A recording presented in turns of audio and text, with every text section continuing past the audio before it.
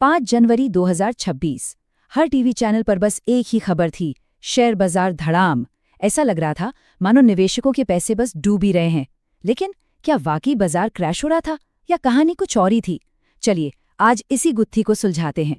तो सवाल ये उठता है कि सच क्या था, एक गिरता हुआ बाजार या फिर इन हेडलाइंस के पीछे एक बिल्कुल ही अलग कहानी चल रही थी। आइए जरा आंकड़ों की गहराई में उतरकर देखते हैं।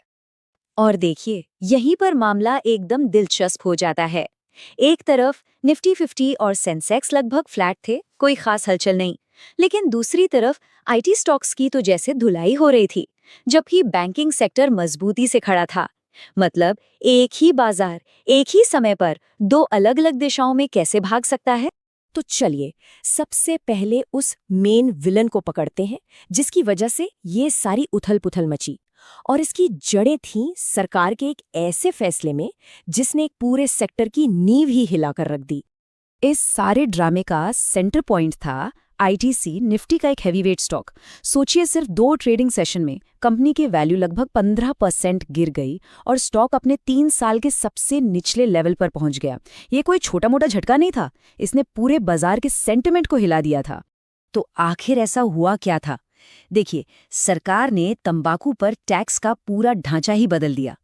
पहले क्या था, जीएसटी तो लगता ही था, साथ में कॉम्पेंसेशन सेस भी था।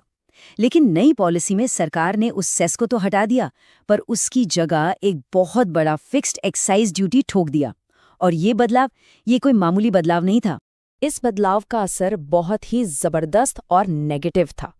टैक्स का बोझ सिगरेट की कीमत के 52% से सीधे बढ़कर 65% हो गया। इसका सीधा सा मतलब था कि कंपनियों को अपनी सिगरेट 40% तक महंगी करनी पड़ती। और जाहिर सी बात है, जब कोई चीज़ इतनी महंगी होगी तो उसकी बिक्री पर कितना बुरा असर पड़ेगा। और ऐसा नहीं कि सिर्फ हम आप ही कह रहे थे, बाजार के बड़े बड़े एक्सपर्ट्स भी हैरान थे। ब्रोकरेज फर्म नुवामा ने साफ साफ कहा कि टैक्स में ये जो बढ़ोतरी हुई है, ये अचानक और बहुत बड़ी है, जिसने पिछले 5 सालों की स्थिर टैक्स पॉलिसी को पूरी तरह से पलट दिया है। और ये आग सिर्फ आईटीसी तक ही सीमित नहीं रही। आईटीसी के साथ साथ गॉडफ्री फिलिप्स इंडिया जैसे दूसरे तंबाकू स्टॉक्स भी धड़ाम से नीचे गिरे। ये एक अकेले स्टॉक की नहीं, बल्कि पूरे सेक्टर में फैली हुई एक दहशत थी। लेकिन रुकिए, कहानी सिर्फ तंबाकू टैक्स पर खत्म नहीं होती। असल में इस आग में घी डालने का काम 2 और फैक्टर्स कर रहे थे, जो इस नेगेटिव माहौल को और बिगाड़ रहे थे। पहला फैक्टर था एक जियोपॉलिटिकल ब्लैक स्वॉन। ये एक ऐसी घटना होती है जिसकी किसी को कोई उम्मीद नहीं होती। हुआ ये कि अमेरिकी सेना ने वेनेजुएला के राष्ट्रपति को पकड़ लिया। बस फिर क्या था, दुनिया भर के बाजारों में एक अनिश्चितता का माहौल बन गया। क्रूड ऑयल के दाम ऊपर नीचे होने लगे और डरे हुए इन्वेस्टर्स सेफ हेवन यानी सोने की तरफ भागने लगे। और दूसरा झटका आया अमेरिका से। वहां का जो टेक बाजार है नैस्डैक, वो पहले से ही थोड़ा कमजोर चल रहा था। और हम सब जानते हैं कि हमारी इंडियन आईटी कंपनियों का बिजनेस अमेरिकी बाजार से कितना ज्यादा जुड़ा हुआ है। तो नैस्डैक की कमजोरी का सीधा असर हमारे निफ्टी आईटी इंडेक्स पर पड़ा और यहाँ भी जबरदस्त बिकवाली का प्रेशर बन गया। अब सोचिए, एक तरफ तंबाकू सेक्टर पूरी तरह से धराशाही, दूसरी तरफ आईटी सेक्टर पर ग्लोबल प्रेशर। तो सवाल ये उठता है कि इन सब के बावजूद निफ्टी 50 पूरी तरह से क्रैश क्यों नहीं हुआ? वो कौन था जो बाजार को थामे हुए था? चलिए अब कहानी के उस मोड़ पर चलते हैं जिसने बाजार को बचा लिया। देखिए, ये चार्ट पूरी कहानी साफ कर देता है।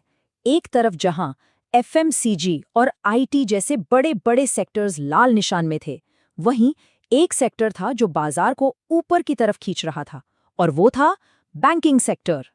बैंकिंग सेक्टर एक मजबूत दीवार की तरह खड़ा हो गया। एचडीएफसी बैंक, आईसीआईसीआई बैंक और एसबीआई, इन बड़े बैंकों ने मोर्चा संभाल लिया। इनमें जबरदस्त खरीदारी देखने को मिली। और इसकी वजह क्या थी?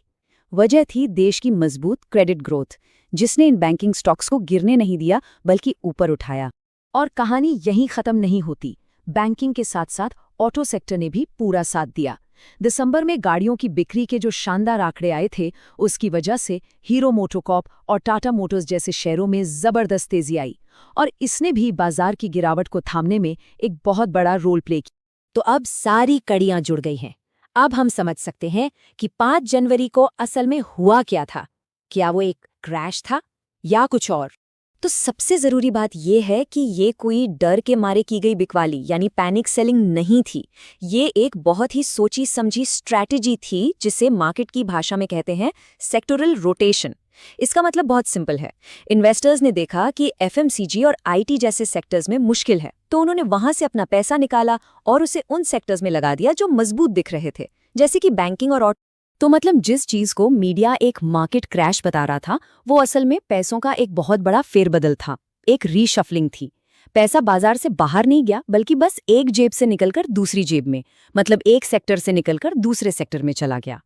तो आखिर में ये एक बहुत बड़ा सवाल हमारे सामने आता है, जब भी बाजार में ऐसी कोई बड़ी हलचल होती है, तो क्या हमें सिर्फ हेडलाइंस पर भरोसा कर लेना चाहिए या फिर थोड़ा और गहराई में जाकर उस सच्चाई को ढूंढना चाहिए जो अक्सर इन सुर्खियों के नीचे छिपी होती है।